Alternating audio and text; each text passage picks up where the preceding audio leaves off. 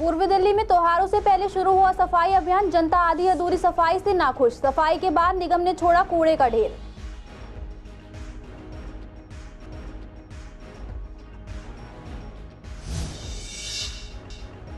दो दोस्तों पर बदमाशों ने लोहे की रॉड से किया हमला। एक को आई है गंभीर चोट, अस्पताल में दाखिल। पुलिस ने पीड़ित की शिकायत पर शुरू कर दी जांच।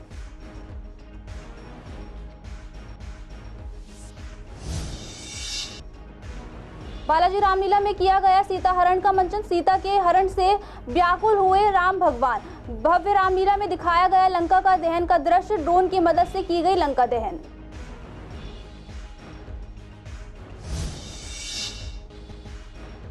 नवरात्र के 7वें दिन हुई मां कालरात्रि की पूजा। मंदिरों में उमड़ी श्रद्धालुओं की भीड़। श्रद्धालुओं ने श्रद्धा भाव के साथ की मां की पूजा अर्चना।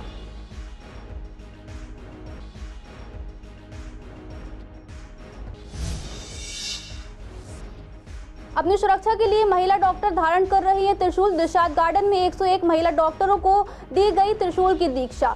महिला सुरक्षा और सशक्तिकरण पर दिया गया जोर।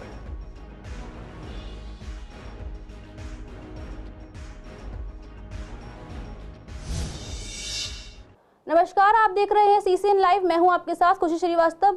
स्वागत है आपका हमारे खास कार्यक्रम पूर्वी दिल्ली खास में। बुलेटिन की शुरुआत करते हैं कुछ खास खबरों के साथ। त्योहारों से पहले दिल्ली में कूड़े, मलबे और प्रदूषण से निपटने के लिए विशेष अभियान शुरू किया गया। मेयर शैली ओबरॉय और नेता सदन मुकेश गोयल ने दिल्ली के सभी 250 वार्डों में कूड़े और मलबे को हटाने के लिए इसकी घोषणा की थी। इसी का जायजा लेते हुए पूर्वी दिल्ली के शादरा, झिलमिल, आनंद विहार, विश्वास नगर और कृष्णा नगर, इन 5 वार्डों में जाकर जब हमारे संवाददाता ने जायजा लिया और स्थानीय लोगों से बात की तो लोगों ने कहा कि सालों से इंतजार और प्रशासन के धक्के खाने के बाद सफाई हो रही है, लेकिन अब हमें यह जानना जरूरी है कि कूड़ा और मलबा कब उठेगा। हमारे घरों के आगे कूड़ा निकाल कर छोड़ दिया गया है, लेकिन यहां से हटाने की जिम्मेदारी किसी ने नहीं ली। वहीं जनता ने कहा कि सफाई कर्मचारी तो सफाई करने आते ही नहीं है। साथ ही जनता ने कहा बदबू के मारे वह परेशान है। लोगों ने और क्या कुछ कहा, देखिए हमारी खास रिपोर्ट में। दिल्ली के मेयर शैली ओबरॉय लगातार दिल्ली के अंदर जो आने वाले त्योहारों को देखते हुए मलबे और कूड़े की समस्याओं की निजात दिलाने के लिए प्रयास कर रही है, लेकिन कहीं ना कहीं वह मलबे और जो कूड़े से निजात दिलाना चाहती है। तो उस तरह से आज हम फिलहाल झिलमिल वार्ड के अंदर खड़े हैं, जहां पर देख सकते हैं किस तरह से एमसीडी के नाले की सफाई तो की गई है, लेकिन कूड़े की जो व्यवस्था है उसकी व्यवस्था बनाने में प्रशासन ढिलाई दे रहा है। यहीं से स्थानीय निवासी हमारे साथ मौजूद हैं। बात की जाए तो मैम, ये कब निकाला गया? 2 दिन पहले निकाला गया था और अभी तक इसे कोई उठाना नहीं आया। तो कैसी कैसी दिक्कतें होती हैं इससे बदबू आती है, बहुत कूड़ा हो रहा है, मच्छर पैदा हो रहे हैं, बीमार हो रहे हैं आदमी, और क्या करेंगे। तो यहाँ कोई सफाई कर्मचारी आता है सफाई करने? कूड़ा उठाना कोई नहीं आता, बस झाड़ू वाले झाड़ू लगा जा, बस छुट्टी। तो और भी बंदे, मतलब सर ये कब साफ हुआ था, क्या क्या दिक्कतें आ रही हैं? 2-3 दिन पहले पड़ा है, उसके बाद में किसी ने उठाया नहीं है। कंप्लेंट के बाद में तो ये सफाई हुई है, इससे पहले कोई सफाई नहीं होती है। पेड़ टूट जाता है रेलवे का, वो भी नहीं उठाया। ये पड़ा है, महीने से पेड़ा है पेड़, इसको कोई उठाने के वो कहते हैं रेलवे वालों को, और एमसीडी वाले कहते हैं कि हमें इससे मतलब नहीं, छू नहीं सकते हम इसे। तो ये कौन सा एरिया लगता है? ये झिलमिल वार्ड लगता है, ज्वाला नगर का एरिया। ज्वाला नगर। तो ये मतलब झिलमिल वार्ड जो कि एमसीडी के अंदर आता है। सर कब ये निकाला गया था, कैसी दिक्कतें आती हैं? ये जब कूड़ा निकाला जाता है यहाँ से, जब तक ये सूखेगा नहीं बढ़िया तरीके से, जब तक ये उठेगा नहीं, चाहे 15 दिन हो जाए चाहे महीना हो जाए, बस। तो कहीं ना कहीं अभी जो डेंगू और मलेरिया का खतरा है तो वो बढ़ सकता है क्या? पूरा चांस है, बढ़ रहा है। हम लोगों को तो नींद नहीं आती। और जब गंदगी रहेगी तो अपना भी बढ़ेगा, ये तो कोई कहने वाली बात ही नहीं है। अब ये कम से कम हफ्ते भर पड़ा रहेगा, इसके बाद गौर करी जाएगी। जब कोई फ़ोन करेगा, जब उससे पहले कोई नहीं आने का। तो मतलब कहीं ना कहीं जो मेयर का कहना है कि जो दिल्ली को त्यौहार से मुक्त करके कूड़ा व मलबे से निजात दिलाना है, तो कहीं ना कहीं वो भी भारी पड़ रहा है। देख सकते हैं किस तरह से पूरे नाले का कूड़ा यहाँ निकाला गया है। नाला एमसीडी का बताया जा रहा है, जो कि झिलमिल वार्ड में आता है, लेकिन जनता यहाँ की त्रस्त है और प्रशासन मस्त है, कह सकते हैं। लेकिन देख सकते हैं कि जनता ने साफ कहा है कि नाला साफ़ तो हो गया, लेकिन फिर भी यहाँ का जो कूड़ा जो उठाया जाएगा उसमें काफ़ी समय लग जाएगा, जिससे कहीं ना कहीं मच्छर एवं यहाँ के स्थानीय जनता बदबू से पीड़ित है। वीडियो जर्नलिस्ट अतुल भारद्वाज के साथ विवेक पठानिया, सीसीएन दिल्ली। उत्तर पूर्वी दिल्ली के थाना जाफराबाद में व्यक्ति पर बदमाशों द्वारा हमले किए जाने की घटना सामने आई है। मिली जानकारी के मुताबिक ब्रह्मपुरी रोड गोंडा चौक से दीपक नामक व्यक्ति जा रहा था, जिसके दौरान बदमाशों ने उस पर लोहे की रॉड से हमला कर दिया। इस हमले में दीपक को गंभीर चोट आई और उसके एक पैर और एक हाथ टूट गया। वहीं बीच बचाव में दीपक के दोस्त को भी हल्की चोट आई। आपको बता दें, घटना के बाद दीपक को जगप्रवेश चंद्र अस्पताल में भर्ती कराया गया, जहां उसकी हालत स्थिर बताई जा रही है। पुलिस ने पीड़िता की शिकायत पर जांच शुरू कर दी। हमलावरों की गिरफ्तारी के लिए छापेमारी की जा रही है। दीपक ने बताया कि मंगलवार देर रात वे अपने दोस्त विपुल के साथ गोंडा चौक से जा रहा था। इसी दौरान राहुल नाम के युवक ने उसे रोका और उसकी मोबाइल छीन लिया। विरोध करने पर राहुल ने 5-6 लड़कों को बुलाया, जिन्होंने उसके साथ जमकर मारपीट की, साथ ही उसके सर पर लोहे की रॉड से वार किया। दीपक ने आगे बताया कि दिसंबर में उसकी राहुल से शराब को लेकर विवाद में मारपीट हुई थी। पुलिस ने कहा कि आरोपी गिरफ्तारी का प्रयास किया जा रहा है। पूर्वी दिल्ली की रामलीला अब धीरे धीरे अपने समापन की ओर बढ़ रही है। बालाजी रामलीला में 7वें दिन बुधवार को सीताहरण का दृश्य दिखाया गया, जहां राम भक्तों को रावण के साथ साथ रामायण की संस्कृति से भी रूबरू कराया गया। वहीं भव्य रामलीला विवेक विहार में लंका दहन दिखाया गया। आयोजकों ने बताया कि ड्रोन के द्वारा हनुमान जी ने लंका का दहन किया। सिक्योरिटी के मद्देनजर विवेक विहार थाना क्षेत्र के अंतर्गत हो रही रामलीला के प्रधान का कहना था कि यहाँ के SHO द्वारा काफी अच्छी सिक्योरिटी का बंदोबस्त किया गया है और पुलिस बल पूरी तरह से तैनात रहता है। वहीं आनंद विहार थाना अंतर्गत हो रही 4 रामलीलाओं को लेकर आनंद विहार SHO ने सिक्योरिटी का बंदोबस्त किया हुआ है। बालाजी रामलीला जिस तरीके से CBD ग्राउंड में पिछले काफ़ी टाइम से 17-18 साल से यहाँ रामलीला होती है, तो लोगों की अपार जनसमूह आता है, क्योंकि इस रामलीला में हमारी में भव्यता है, पूरी शुद्धता है और यहाँ का जो माहौल है वो पारिवारिक माहौल है। तो लोग जो है बड़े परिवार के सहित ही आते हैं यहाँ पर। और कई बारी तो देखने को मिलता है कि हमें सीटिंग अरेंजमेंट करने में बड़ी समस्या आती है, क्योंकि सारी कुर्सियां भरने के बाद भी फिर हमें एक्स्ट्रा कुर्सियां लगवानी पड़ती हैं लोगों के लिए। देखिए, हमारी रामलीला में कोई भी चीज़ अलग नहीं हुई। जो हम हर साल करते हैं उसी लीला को उसी तरीके से, शुद्ध तरीके से, जैसे रामायण का मंचन होता है उसी तरीके से हमारे यहाँ रामायण का मंचन हो रहा है। हमारे यहाँ किसी प्रकार के मंचन में कोई नई तब्दीली नहीं करी हमने।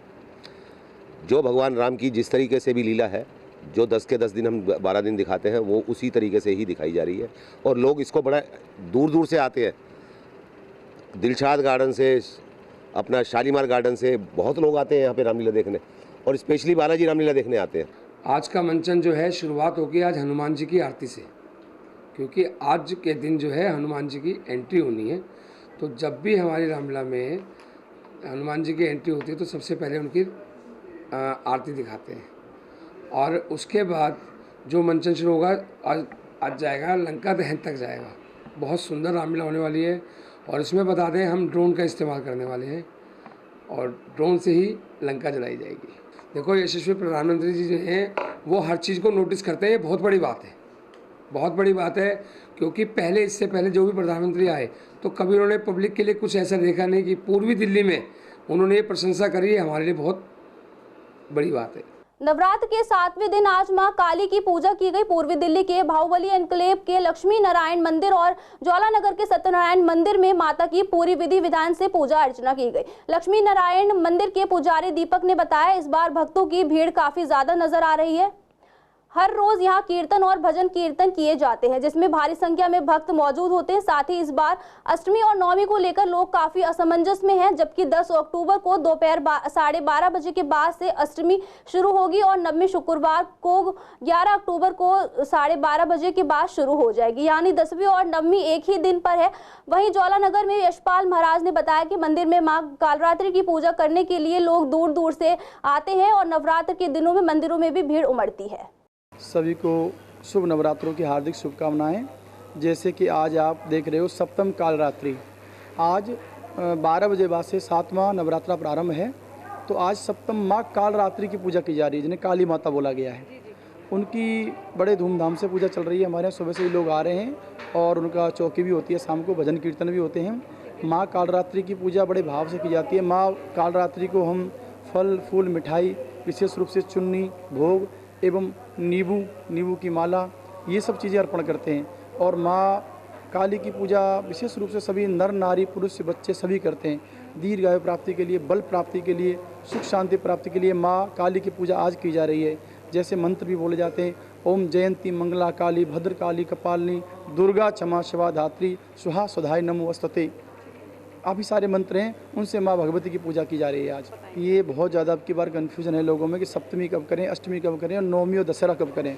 तो जैसे कि मैं आपको बता रहा हूँ, आज सप्तमी 12 बजे बाद शुरू होगी, ऐसे ही कल 12 बजे के बाद अष्टमी शुरू हो जाएगी, पूरा दिन रहेगी। परसों दोपहर को 11, साढ़े 11, 12 बजे तक अष्टमी रहेगी। तो अष्टमी सूर्योदय वाली वो परसों मानी जाएगी। आज माँ कात्यायनी की पूजा हो रही है, क्योंकि इस बारी तृतीया डबल हो जाने से यानी चंद्र घंटा की 2 दिन पूजा हुई। आज गिनती से तो 7वां नवरात्रा है, लेकिन आज छठे स्वरूप की पूजा हो रही है और छठा स्वरूप जो है वो माँ कात्यायनी का है। और माँ कात्यायनी को पीले रंग के वस्त्र बहुत पसंद है। माँ को पीले रंग के वस्त्र पहनाएं, आप पीले फूलों की माला पहनाएं और माँ को पीली मिठाइयों का भोग लगा सकते हैं आप लोग, है ना। शहद का भोग माँ कात्यायनी को बहुत पसंद है। जो लोग माँ कात्यायनी को शहद का भोग लगाते हैं या पीले रंग के पदार्थों का भोग लगाते हैं, उनकी माँ कात्यायनी बहुत जल्दी इच्छाएं पूरी करती हैं। तो प्रिय दर्शकों, आज आप सभी पूरे मन से एकाग्रचित्त होकर के माँ कात्यायनी की पूजा करें। माँ के नवरात्रि व्रत करने से जो है हमें एक पावर मिलती है, एक ऊर्जा मिलती है, नई ऊर्जा संचार होता है, जिससे हमारा जीवन यापन जो है आनंद में व्यतीत होता है। तो हर जीव को जो है इस पावर की, इस शक्ति की जो है उपासना करनी चाहिए। निरंतर जो है ये उपासना चल रही है और सभी श्रद्धालु जो है बड़ी ही श्रद्धा के साथ, बड़ी ही उमंग और मस्ती के साथ जो है माँ भगवती की जो है उपासना कर रहे हैं। तो हम और आप सब भी जो है इससे जुड़ें और अधिक से अधिक भक्तों को जो है इसके लिए प्रेरित करें और अपने सनातन धर्म को जानें, जो हमारी वैदिक परंपरा रही है, और जो इससे जुड़े हैं वो और अधिक भक्तों को जोड़ें। यहाँ पर भीड़ रहती है, खूब भगत आते हैं। सुबह के टाइम दोपहर को कीर्तन होता है 4 से 7 बजे तक और बहुत अच्छा लगता है और खूब भेंटें गपती हैं, सब होती है। मैया की माया बहुत ही अनुपम है, बहुत ही ज़्यादा है। घरों में तो हम अपना वही दीपक जलाते हैं, अखंड जोत जलाते हैं और 5 मेवा के साथ भगवान की पूजा करते हैं। और ऐसे में रोज़ यहाँ पे मंदिर में आके भी दिया जलाते हैं। मंदिर की बहुत मान्यता है, इसी वजह से दूर दूर आते हैं और बड़ा भंडारे वगैरह हर चलते रहते हैं हर हफ्ते। तो नवरात्रि में माहौल कैसा है? बहुत बढ़िया माहौल रहता है, बहुत लोग आते हैं, पब्लिक बहुत अच्छी आती है। कीर्तन वगैरह चलते रहते हैं? कीर्तन हाँ डेली होता है, कीर्तन डेली होता है शाम को 4 बजे 6 बजे। पूर्वी दिल्ली के दिलशाद गार्डन इलाके में आज महिला डॉक्टरों की सुरक्षा और सशक्तिकरण को लेकर कार्यक्रम आयोजित किया गया। साथ ही नवरात्रि के इस पावन पर्व पर 101 महिलाओं डॉक्टरों को त्रिशूल की दीक्षा भी दी गई। इस कार्यक्रम का आयोजन डॉक्टर ममता त्यागी द्वारा किया गया था। इसी को लेकर हमारे संवाददाता ने जब महिला डॉक्टरों से बात की तो उन्होंने कहा कि मां दुर्गा के 9 स्वरूप में से सिर्फ 2 स्वरूप ऐसे हैं जिन्होंने शस्त्र धारण नहीं किया, बाकी 7 स्वरूप ऐसे हैं जिन्होंने शस्त्र धारण किया हुआ है। उन्होंने कहा अब हमें अपनी सुरक्षा अपने आप करनी होगी। इसी कड़ी में हमने ये ठाना है कि आने वाले समय में दिल्ली की सभी महिला डॉक्टरों को त्रिशूल धारण करवाकर उन्हें उनके अंदर के भाव को जगाना है। वहीं दूसरी महिलाओं डॉक्टरों ने भी इस आयोजन को काफी सराहा और कहा जिस तरह से पश्चिमी बंगाल में एक जूनियर रेजिडेंट डॉक्टर के साथ हुई हैवानियत के बाद हर महिला डॉक्टर को कहीं ना कहीं डर का भाव था, ऐसे कार्यक्रम से उनमें कमी आएगी। महिषासुरमर्दिनी के दिन पर यानी मां कात्यायनी के दिन पर हमने 101 लोगों की फीमेल डॉक्टर्स की, महिला चिकित्सकों की त्रिशूल दीक्षा कराई। ये दीक्षा आप सब समाज को जगाने के लिए है। देखिए, अगर समाज हमारे लिए नहीं सोचेगा तो हम वो लोग हैं, अगर हम संसार को जन्म दे सकते हैं तो इसका विनाश भी कर सकते हैं। हम अपनी रक्षा के लिए खुद अब आगे आएंगे और ये त्रिशूल आप सबको बताता है कि हमारे अंदर पावर है। हम अगर डॉक्टर हो के समाज की भलाई के लिए किसी भी लेवल तक जा सकते हैं तो हम अपनी रक्षा के लिए भी आगे बढ़ेंगे। ज़रूरत तो बहुत पहले से थी, पता नहीं था। ये इन्होंने इनिशिएटिव लिया है, बहुत अच्छी बात है। ज़रूरत तो सदियों से थी और करती थी। मैंने पहले भी बताया ना कि 11 साल की महारानी लक्ष्मीबाई ने तलवार युद्ध अभ्यास सीख लिया था और हम उन चीज़ों को भूल गए। तो इन चीज़ों की ज़्यादा ज़रूरत है। हर एक क्लास में छोटी छोटी लड़कियों को ये शस्त्र विद्या सिखानी चाहिए। मैं काफ़ी टाइम से सोच रही थी कि ऐसा कुछ करना चाहिए जिससे हम थोड़ा, हमारे अंदर थोड़ी और पावर आए। वैसे तो हमारे अंदर पावर की कमी फीमेल्स में कभी रही नहीं, लेकिन उसके बावजूद भी हमें लगता था कि अगर हमें शस्त्र विद्या भी मिल जाए तो बहुत अच्छा रहे। लेकिन कई बार देखा भी कि कुछ शस्त्र अरेंज किए जा रहे हैं, लेकिन अब एक बहुत अच्छा माध्यम मिल गया हमें तो वी आर वेरी हैप्पी। क्या है, शस्त्र और शास्त्र तो शुरू से ही हमारे संस्कृति में है, लेकिन शस्त्र हमने ले लिए और शास्त्र जो है हम भूल गए हैं। और शास्त्र की पूजा जो है दशहरे पे शास्त्र की पूजा होती थी, और हमारी रानी लक्ष्मीबाई है, जितने भी देवी देवता हैं सबके हाथ में शस्त्र हैं, लेकिन हम ये सब भूलते जा रहे हैं। लेकिन अब जो है डॉक्टर ममता त्यागी ने या हमारे डॉक्टर ने जो इनिशिएटिव लिया है ये बहुत ज़रूरी है। कृष्णानगर पुलिस ने 30 सितंबर को एक महिला के गले से सोने की चेन छीनने वाले 2 लड़कों में से एक को गिरफ्तार किया है। महिला ईस्ट कृष्णानगर की रहने वाली है और घटना वाली रात करीब 9:30 बजे 2 लड़कों ने लाल रंग की बाइक पर जाते हुए उनके गले से जंजीर छीनी थी। पुलिस ने 150 सीसीटीवी कैमरे को खंगालने के बाद खोड़ा कॉलोनी के नकीब को गिरफ्तार कर लिया है। उसके साथी की तलाश जारी है। वह सेंधमारी के कुछ मामलों में पहले भी शामिल रहा। कबूल नगर में तिकोना पार्क के पास प्रशांत अग्रवाल की स्कूटी चुराने के आरोप में शादरा पुलिस ने सौरभ उर्फ काकू को गिरफ्तार किया। उससे स्कूटी बरामद हो गई और वह पहले भी 20 मामलों में शामिल रहा। गीता कॉलोनी पुलिस ने कई मामलों में फरार 5 लोगों को गिरफ्तार किया है। इनमें 75 साल की एक महिला भी शामिल है। इनके नाम ग्रेटर नोएडा का विवेक कुमार, गुरुग्राम के हेमंत शर्मा और ज्योति श्रीनगर का श्यामलाल गर्ग और 75 साल की महिला कैलाश देवी गर्ग भी शामिल है। ये सभी 5 कड़कड़डूमा की अलग अलग अदालतों से भगौड़े घोषित किए गए थे। इसी तरह मानसरोवर पार्क पुलिस ने मंडोली एक्सटेंशन से कैलाश को पकड़ा है। वह भी कड़कड़डूमा कोर्ट द्वारा भगौड़ा घोषित किया गया था।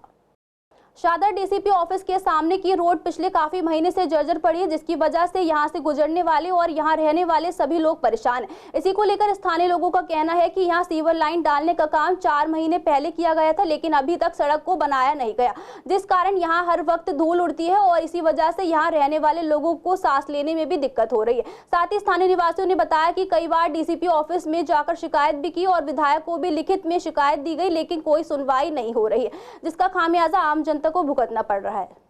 डीसीपी ऑफिस वाली रोड है, सामने आदरणीय डीसीपी साहब का ऑफिस भी है और ये 3-4 महीने से सड़क बहुत डिस्टर्ब है और इसका सबसे ज़्यादा खामियाजा ना हमें भुगतना पड़ रहा है, क्योंकि मेरा घर बिल्कुल इस सड़क पे सामने है और मेरी छोटी सी शॉप भी है। तो क्या है कि सारी डस्ट हमारे घर में जाती है, तो कोई बहुत ज़्यादा और बिल्कुल एकदम सांस की प्रॉब्लम सी रहने लग गई है और बहुत ज़्यादा दिक्कत आ रही है। तो मैं यहाँ के जो भी इससे कंसर्न एमएलए या जो भी ऑफिसर्स हैं उनसे रिक्वेस्ट करता हूँ, 30 त्यौहार भी आ रहे हैं, दशहरे का पर्व आ रहा है, दीपावली भी आ रही है और नया साल भी नज़दीक है, तो उससे पहले ही शीघ्र हमें इस सड़क को बनवाकर और इस डस्ट से मुक्ति दिलवाएं। पूरी में चारों तरफ ये पूरी खाली रोड़ी डली है और आप देख रहे होंगे सारी मिट्टी पूरी उड़ती रहती है। मैम काफ़ी बुरी है। कोई नॉर्मली भी अगर इस पर ड्राइव करता है तो स्लिप वगैरह हो जाती है गाड़ी, प्रॉब्लम काफ़ी फेस करनी पड़ती है। तो काफ़ी टाइम से देख रहे हैं इसको जी। डस्ट काफ़ी उड़ती है, सांस में प्रॉब्लम होती है, इन सब चीज़ों से बीमारियां बढ़ती हैं, तो दिक्कत होती है। काफ़ी टाइम से ऐसा देख रहे हैं। ये जो यहाँ की मिट्टी भी उठा के ना, ये हमने पैसों से उठवाई है ये मिट्टी। अच्छा।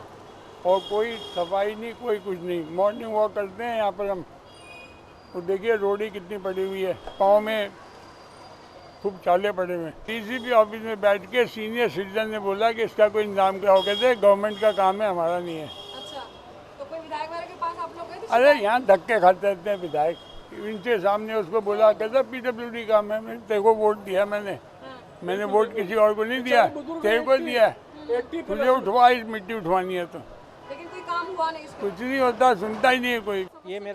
ये समस्या तो बहुत बड़ी समस्या है। यहाँ डस्ट बहुत उठ रही है और आप देख भी रहे होंगे, और कोई सुनवाई नहीं है। करीब इसे 4 महीने हो गए हैं, खुली पड़ी रही है। फिर इन्होंने कोई ठेकेदार ने आके इसमें रोड़ी और बदरपुर और सीमेंट मिला के करा था, वो कामयाब नहीं हुआ है। और ये इस रोड पे ना एक्सीडेंट बहुत हो रहे हैं, पतली बारीक रोड ही है, इस पर वहाँ पलट जाती है और हम लोगों से बैठा भी नहीं जा रहा, डस्ट बहुत उड़ रही है। दिल्ली और एनसीआर में प्रदूषण की समस्या सर्दियों के आगमन के साथ गंभीर हो जाती है और इस वर्ष भी इसका प्रभाव देखने को मिल रहा है। वायु गुणवत्ता प्रबंधक आयोग ने दिल्ली प्रदूषण नियंत्रण समिति और अन्य संबंधित अधिकारियों को निर्देश दिया कि वे एयर क्वालिटी से जुड़ी सार्वजनिक शिकायतों के समाधान में तेजी लाएं। इसी कड़ी में जब पूर्वी दिल्ली के निवासियों से बात की गई तो उन्होंने कहा कि सर्दी की शुरुआत होते ही प्रदूषण का स्तर तेजी से बढ़ जाता है, जिसका एक कारण त्योहारों के दौरान होने वाली आतिशबाजी है।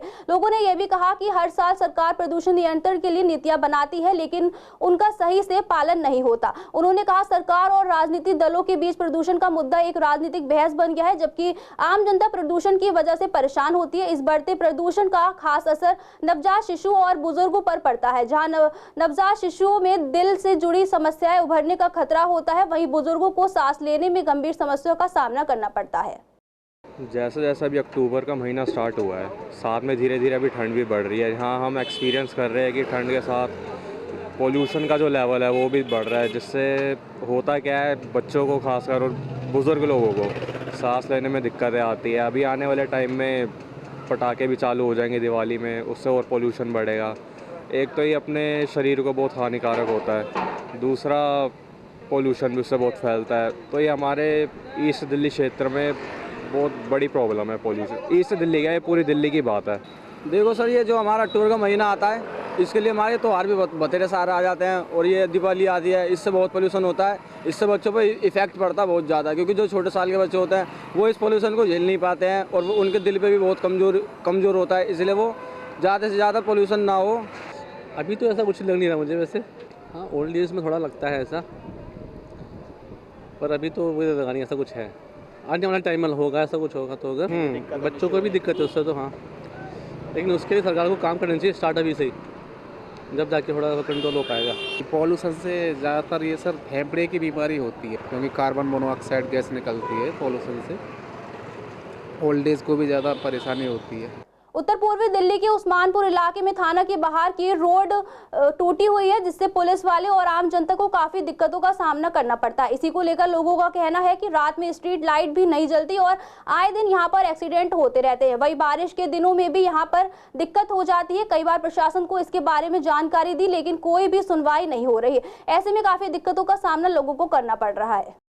इससे बहुत ज़्यादा दिक्कत होती है, गाड़ियाँ भी पलटती हैं, रक्षा भी नहीं आ सकता, सवारी भी परेशान होती हैं, सारे काम होते हैं। ये क्या नाम है, उस्मानपुर में लगता है 0 बस। हाँ जी, रात में तो आते ही नहीं, कोई आदमी नहीं आता इधर। हाँ जी, हाँ कम जलती हैं। ये खंबे पे जो लाइट हैं कभी जल जाती हैं कभी नहीं जलती, ऐसे ही है। ज़्यादा ही होती है दिक्कत तो, धूल बहुत ज़्यादा उड़ती है, मुँह बंद करके ढाटा बंद करके जाना पड़ता है। समस्या होती है रात के समय? नहीं, रात में कोई नहीं आता है यहाँ। उत्तर पूर्वी दिल्ली के उस्मानपुर में इस वक्त हम मौजूद हैं। आपको सड़कों का हाल दिखाते हैं। ये सड़क है, कितनी दिक्कतें हो रही हैं यहाँ पर लोगों को, और जो मिट्टी है वो भी उड़ उड़ के यहाँ पर आती है। ठीक अगर रोड की बात की जाए तो रोड कम, गड्ढे आपको यहाँ पर ज़्यादा नज़र आएंगे। जैसा कि आप देख सकते हैं कि किस तरीके से लोगों को चलाने में दिक्कतें होती हैं गाड़ी। और मेरे ठीक पीछे आप देख सकते हैं कि यहाँ पर उस्मानपुर थाना है। यहाँ पर पुलिसकर्मियों का भी कहना है कि रात के समय काफ़ी दिक्कतों का सामना करना पड़ता है। कई बार जो बाइक है या स्कूटी है वो स्लिप होने का डर ज़्यादा लगा रहता है। बारिश के दिनों में यहाँ पर जल भराव की स्थिति उत्पन्न हो जाती है। कुछ लोगों का ये भी कहना है कि जो स्ट्रीट लाइट है वो भी बहुत कम चलती है और रात में जो है ना हादसा ज़्यादा होता है यहाँ पर।